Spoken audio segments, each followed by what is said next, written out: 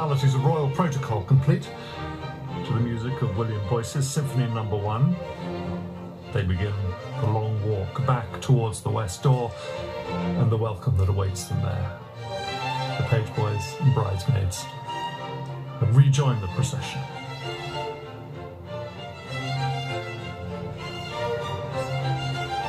Great happiness mixed, I'm sure, with relief that it's all gone perfectly.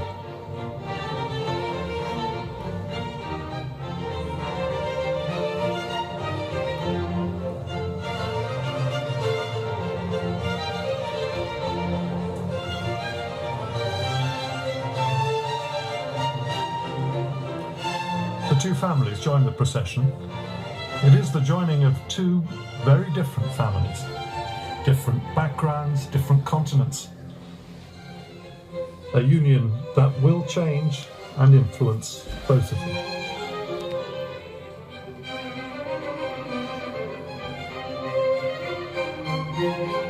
A famous actress and social campaigner in her own right, she will leave her acting days behind her now, but as the Duchess of Sussex, Countess of Dumbarton, and Baroness Kilkeel, she will have a powerful new platform for her other work.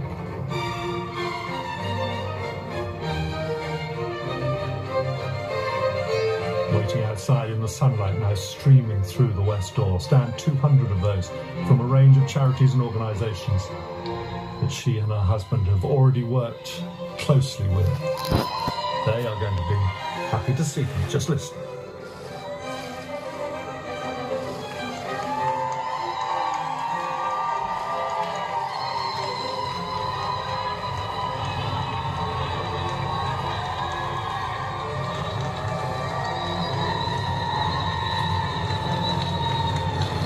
From the moment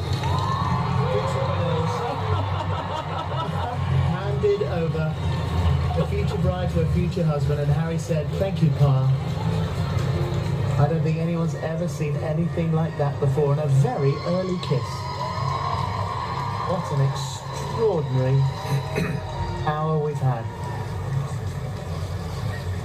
A new royal couple, a new chapter, and after the intimacy of the marriage vows, a place on the world stage.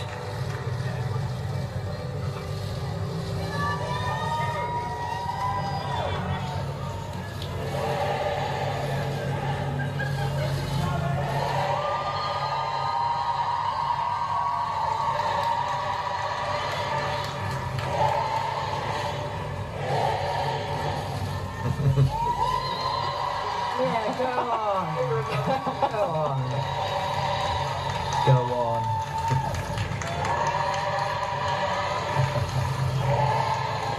Harry looked into her eyes and said, "You look amazing."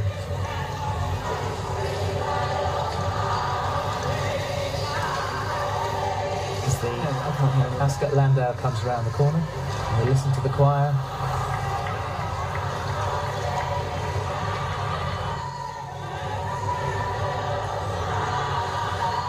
From her tearful mum to the moment she pulled back that veil, and she said once before, at almost every photo shoot, they would airbrush out my freckles. I've always loved my freckles. They minimal makeup and lots of freckles. And some lovely family images there of the Duchess of Cornwall, the Prince of Wales, who led Meghan so tenderly to the high altar in the nave of the chapel. They're gathered on the steps. The Duchess of Cambridge holding Princess Charlotte's hand, Prince George just behind, and a little help for his royal bride into the Ascot Landau, awaiting them at the bottom of the steps.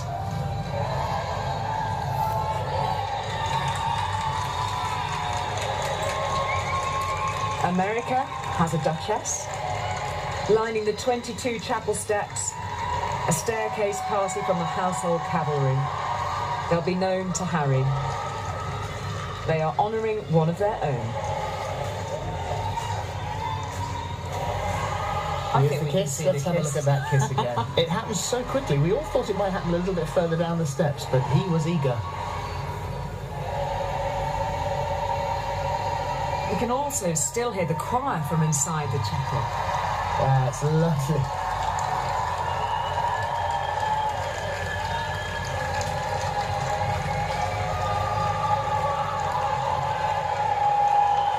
And as the carriage emerges from the Horseshoe Cloister, this is the moment that 2,500 public guests have been waiting for, to see the new royal couple come past in the Ascot Landau carriage. And many have met them before, but for some, this will be their very first sighting. And from up here on the guards room roof, it is a glorious view as the procession moves through the lower ward and heads up towards the middle ward and the round tower. A moment those here, I think, particularly those school children, will never forget.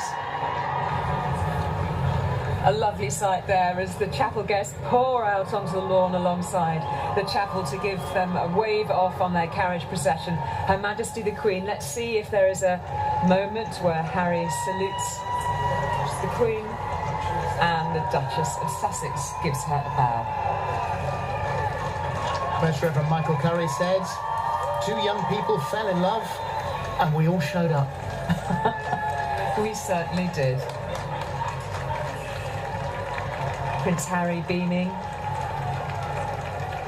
And in a few moments' time, we will lose very briefly the royal couple from sight, because as they swing round there to the left of the round tower with the royal standard fluttering in the summer breeze, they will just depart from view for a few moments' privacy before they begin the carriage ride through the streets of Windsor, where they will be joined by a travelling escort shortly. So they are now approaching the upper ward of Windsor Castle. We'll pass beneath the Norman Gate, and that is the point at which we will just briefly lose them from sight and they get a few moments to themselves, which is a precious thing for any carriage. You timed it at about 72 seconds, didn't you? Somebody timed it. There's a lot can be said in there 72 they go. seconds. So they get a few moments on their own now, and it's worth mentioning that alongside us in the studio is Major General Sir William Cubitt, who was Major General commanding the Household Division from 2007 to 2011. There's Her Majesty the Queen. Sir William's joined us alongside us in our studio here to talk us through some of the military aspect of this, because all of the different regiments that we can see lining the route are personally connected to Prince Harry. Just as we look at these images perhaps of Her Majesty departing, you might be able to take us through some of what we've seen, because there were some very special moments even at the chapel steps. Yes, this lower ward of the castle is lined by detachments specially chosen because of their connection to Prince Harry. The Royal Navy, the Royal Marines, the Royal Gurkha Rifles, 3rd Regiment Army Air Corps and the RAF Regiment at RAF Honington, many of whom are personally known to him, and certainly all of those regiments are, those parts of the armed forces. So very special for him to be protected ceremonially in that way. And of course the staircase lining party from the Household Cavalry, his own regiment, the Blues and Royals. We'll just stay with these images of Her Majesty the Queen and the Duke of Edinburgh, who made the wedding.